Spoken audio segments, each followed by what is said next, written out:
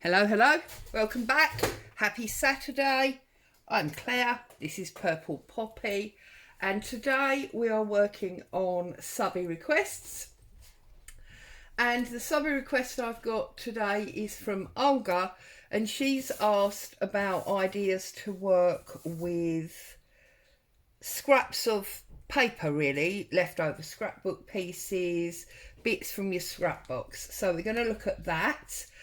Now, whilst these are obviously a scrapbook pad, they're not necessarily the torn up pieces that you would normally consider, but I'm basically left with just these 4 sheets. So I've bought these along and I will include them as scraps because all the pretty ones of the peacocks and the flowers and everything have been used up. So I've got that. I've got this coffee dyed sheet that I've stamped and painted, but you can see it's for some reason got a bit of a tear there, so I'm considering that to be a scrap. This is one of the Monday Make freebies in the Facebook group, where you can see there was the wrong colour when it printed, so I'm considering that to be a scrap. And whilst this is not a scrap, I think the colour works lovely, and this is a paper that was designed by the lovely Michelle in our Facebook group, and she's put that up there for people to use if they want to. So thank you for that, Michelle. So I've got these, basically, you know, these 4 or 5 different papers here. As I say, they're not torn pieces, but if you saw my scrap box, it's ridiculous. So let's get rid of them boo hairs. Before we go any further, I should say to you, hubby's DIYing, so you might hear some drilling in the background. I do apologise. I don't think it'd be loud enough to be a problem, and that does mean that Boo is sulking upstairs, so something might set her off. Okay, without further ado, as they say, you see, there she goes. But I did think that if we were working, excuse me, with scraps, and because the majority of these had quite dark colours on them, I would do a double video in that I would do a page in this, the Ultimate Grungy. So I'm not showing you anything in here at the moment because I want that to be, you know, part of Tuesday's video. I'm just going to choose a page. Okay, so I'm going to work on this page here, and it's going to be building my page with scrapbook pieces. So the first thing I always think of with scrap paper is that you should be considering collage. That's the very first thing that always comes to mind, because whenever you use odds and ends to make a collage, you can then stamp an ink on top, and then when you break this down, you have created yourself lots and lots of completely different types of pieces. I can make this into a tag, I could cut it down, make it into a card. So, I mean, collaging is always the first port of call for me when it comes to using up scraps. All right. The second thing is damages. So I've got damages here. So what I'm going to do is I'm going to tear down the middle, but I don't want my arm to be filling the screen, which is why I've turned it round, so hopefully you can see a bit better. And I've torn that down the middle like that, so I've got 2 pieces. Okay, and the first thing I want to do is I want to keep the bottom, and I want to keep some of this lovely dark stain from where it was coffee dyed. So I'm going to tear round this stamped area like so. Okay, so I'm going to set those 2 to one side for the moment, and I definitely want to be using this. So let's maybe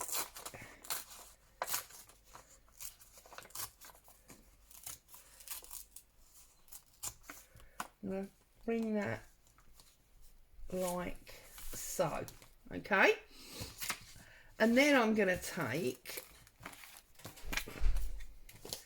some of this pink of Michelle's,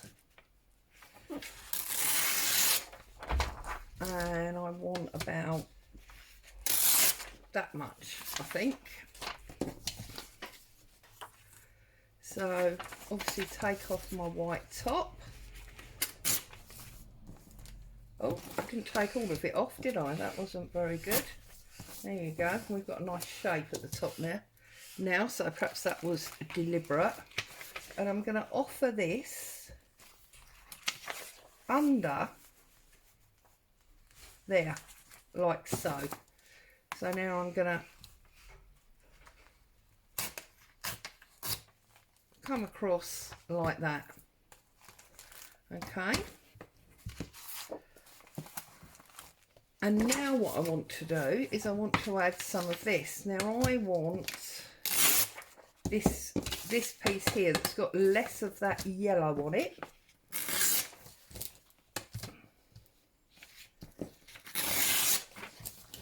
Taking all of this white off, and as you can see I'm doing it quite rough and wide. I'm not doing it like I would with a DigiKit so that I don't lose any of the paper. I'm being quite rough and carefree with it. Now I think what I want to do is I want to turn it that way, because I want those colours, those numbers going sideways. So I'm going to bring it over a little bit because I want to make sure I can see that stitching. Actually I'm going to use the wide teeth here that I never usually use, because I think it will just add for a better break. And then that piece is hidden, so I'll get rid of that there. Okay, so we've now got what I think is an awesome grungy background, because we've got that one under there and we've got that one under there, and I just think that's a great start for this grungy background. Okay, so I'm going to get my ink and I'm going to go around all of my edges. This is the Walnut Stain again. I think for the ultimate in grungy you need a good dark ink. I am not suggesting that only the Tim Holtz inks will work for this. I know they are expensive, and if you have, you know, another brand, that's fine. The other thing to bear in mind is that the Tim Holtz inks, because they're designed to have universal purpose, are water based, which means when they're water soluble, so if you make them wet the colour will run stroke disappear. So if you're looking for technically the cheapest option, that's probably to buy something like the Archival, because they are waterproof, which means you can obviously add liquids to them and they are still colour fast. So that to me is probably the best option. I've got this Walnut Stain from Tim Holtz mainly because I just had it. When it runs out, I will most likely replace it with a waterproof Archival. I just think they're so much more universal. And as you know, I'm constantly trying to give you guys the heads up on cheaper, easier options. So that would be my tip for that. Don't get me wrong, like everything else that he does, Tim Holtz's inks are fabulous. He's probably got a greater colour range than anyone else, and all the products do intermingle. But they are also one of the most expensive on the market, in my opinion. So, you know, if you're working on a budget, you may consider to be either buying slightly cheaper so that you can have more, if you're not good at being patient and building your stash slowly. Okay, So there are our 3 to make the beginnings of our grungy page. Please don't look at the state of my glue. It's got, look, cotton and everything stuck to it. Okay, so let's get this one in place first of all. I trust you're all happy and well, having good crafting times. Can't believe it's Saturday again. I don't know where the weeks are disappearing to. Absolutely crazy how quick the time seems to be vanishing this year. Right, I'm going to get that one up there. And I'm not worried if I'm sticking to the fabric, because although it's part of the spine, it is obviously also part of the page. So that's not a problem to me at all.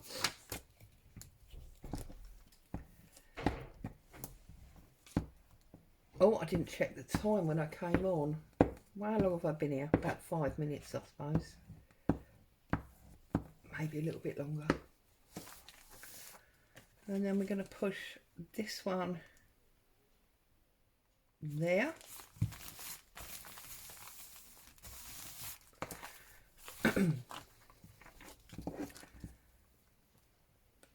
Then I'm not going to decorate this page any further.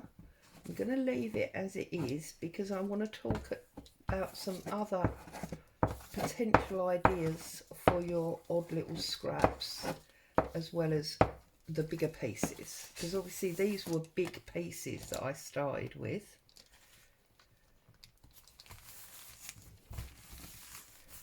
There you go. So that's our background, and we'll come back as part of the grungy journal sessions and finish working on that. Okay, so I'm just gonna put him over there so you can sort of have a look at that while I'm working. Right, so I would like to make a couple of like clusters, but with these pieces. So what I'm going to do here is I'm just going to rip that down. There's no measurement, just by eye. And because these are from the same paper pad, they obviously have the same colourway, and that does make our life easier. So I'm going to now cut it at the same width, but you see it's drawn in, which means it's actually less of the width. And where's the other one? Here it is. This one I'm going to do exactly the same thing. I'm going to tear it at the same place, but because it's been moved in, it's much shorter. Okay, and now I'm going to cut these at, well, I don't know, just by eye. I think that's probably about 5 inches ish. You could obviously do them longer or shorter. We'll use those at a later date. And then inking these up. Okay, get rid of that white because these are plain on the back. Need a new dobber, don't I? Okay, and then I'm going to stagger these to create, oh, hubby's obviously pleased with that bit, saying yes to himself out there. We'll do that, don't we, when something goes to plan. And I'm going to stagger these to create a bit more dimension into the cluster. So I'm going to put this one up, and I'm going to put this one down. You can obviously overhang it as well if you want to. Yeah, I quite like that. I'm going to go with that option. Then I'm going to find some odd bits and pieces that I've got. So on my desk, as you know, I always have little bits and pieces that are left from the last project that I worked on, because I'm not very good at tidying away. So here is some of that pattern paper that I used the other day in the video. Now this is the side that's been printed on, so it's brighter colour. So I'm just gonna fold, fold, fold, create this like fan, and then I want a rough edge there and a rough edge there. See, and I'm just building up this cluster, but with no real plan other than using the things that are on my desk. I've got this bit of brown paper, so you know, it's whatever odds and ends that you have to hand that you would use for your project. And then I would just I'll just top it off with something deliberate. I've got some of these tickets here, trying to find one that's about the right colour. It'll be that one. So I'm going to cut this out, and I'm going to put that on the top of my cluster pile. Now obviously you can go as far as you want to with this. I'm not going to use any cheesecloth or anything because Ola wanted to know about using up the scraps, you know, and obviously, although this is in my stash, it's, you know, sitting on my sort of used scrap pile on the end of my table. So there we have that cluster. So all I'm going to do now is glue it all together. So I'm running the glue on that piece there. Oh, I've gone the wrong side. All right, well, we do it the other way around. It doesn't really matter, does it? See, glued the wrong side. That's because I was talking and not thinking. And then I'm going to put... See, I did this totally wrong. This is what happens when I talk. Can't talk and work. Goes that way, Claire. And then that one is going to go that way. There we go. Only we don't really want it sticking to the desk. Okay. And then I'm going to run... Move this over because I'm not quite sure how far over the camera's stretching. And glue that on. So that'll go on there. And remember, these are all scraps. There's nothing really new or costing here. I'm going to put that one across the middle there. Okay. And then our inked up ticket just as our topper on the very top. And that one will sit there. So that's cluster number one, if you like. The other thing you can do is you can do a page fold cluster. So again, because I've got this brown paper on my desk, I'm going to fold it in half. Now I know it's obviously not in half because it's this odd shape, but fold it in half like that. Let's tear off that piece, okay? And then I'm going to just build it up. So again, I've got some of this because I'm just using what's on my desk, so you will find that a lot of items are going to be similar. Now we want to use obviously the raggedy rip side, not the straight edge. Turn it over, fold it down, and then just give it a raggedy rip there. Okay, I've got this odd piece that I just used. So again, I'm just taking off straight lines. We don't want the straight lines too much.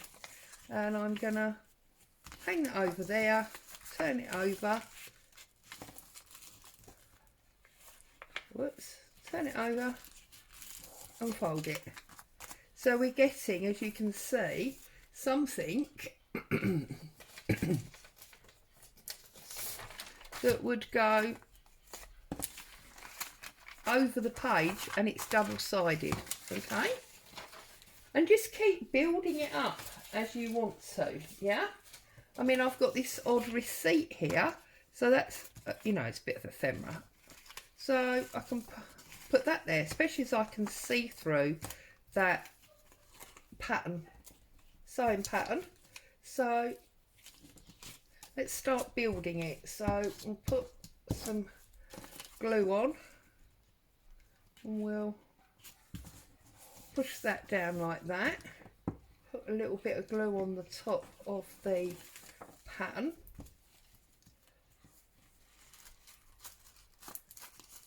So that's holding it, okay. And before we stick this down, I'm going to ink it because obviously it's got a white edge.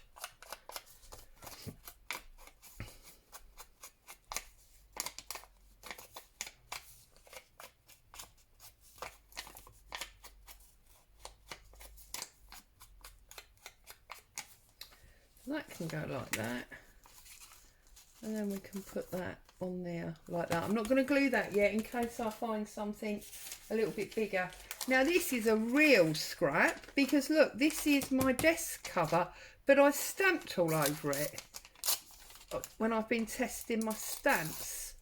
So let's see if we can't get a piece of that.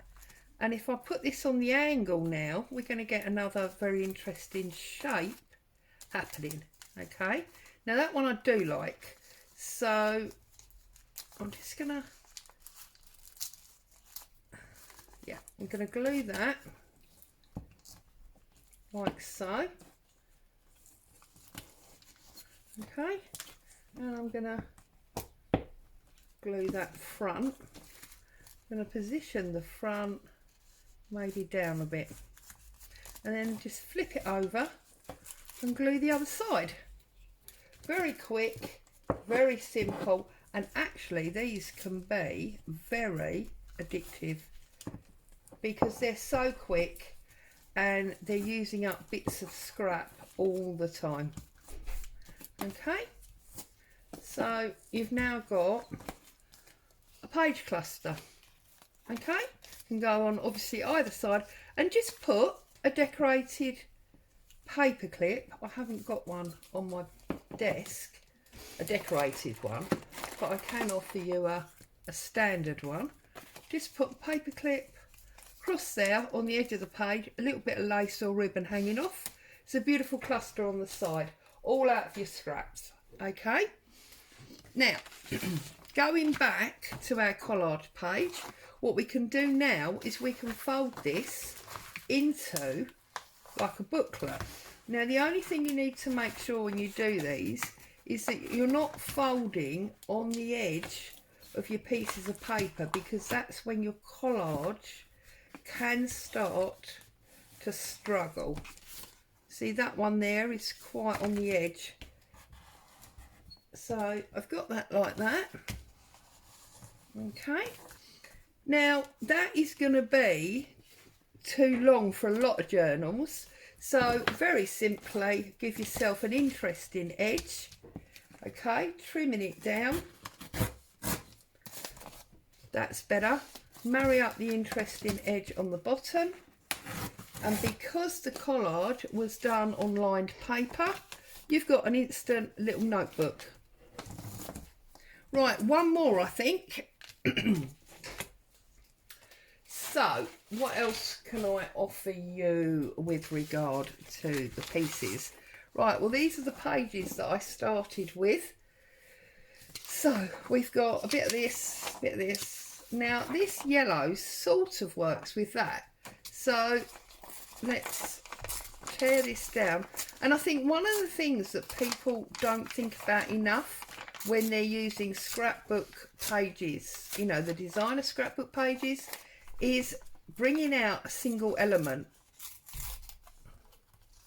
Okay, and whilst it's not completely a single element, I have actually pulled that piece off the page. You can do that with designer paper, no problem at all.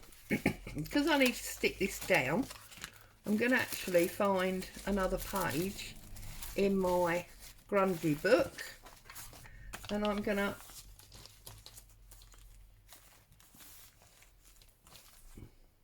no, I'm not. No, I'm not. Changed my mind. No, I am not. I am going to add to this. Get it up the right way because that writing will matter. And I think I want the chicken wire and some of the writing. There you go. So by adding a bit, there's no glue in that, a bit of one scrap to another scrap, we can create a whole new thing. So I'm going to add this up there, showing some of that writing, like so. Okay. And then what I want to do is tear down here.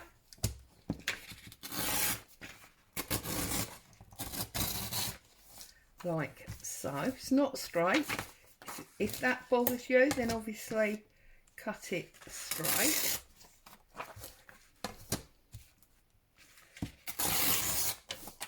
As you can tell, really doesn't bother me. And then get rid of all them out the way. I'm going to create a fold, okay, because I'm going to make this into a pocket, and it's always important that the edge of your pocket is quite strong. So put the edge of my pocket down like that. This will then sit on there. Okay, you need to trim that edge off. That will then sit on there, and that's going to create me a tuck pocket. Okay, glue down there and there. I'm not going to stick it down yet because I want to do some grunging in the background before that sits on top, but I will ink it up, okay, because we're going to ink up the edge.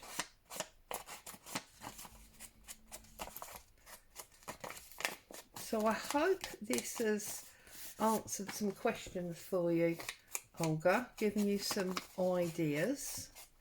Okay, we started off with, was it 6 pieces of scrap basically, and then just oddments from our desk, and from those 6 pages, what page did I do? Where's the page gone? I've lost it, it's vanished. It's because I'm trying not to show you anything else, you see. Trying to be really careful. There it is. Okay, so we have created this lovely grungy background. We have created this over the page cluster. We have created a stick down cluster. Let me move that off so you can see. A stick down cluster. We have got a little notebook or case that came, and obviously you could easily put a little pocket or something in there if you wanted to, that came from a collage sheet just because we stuck our scraps onto lined paper. And then we have got our pocket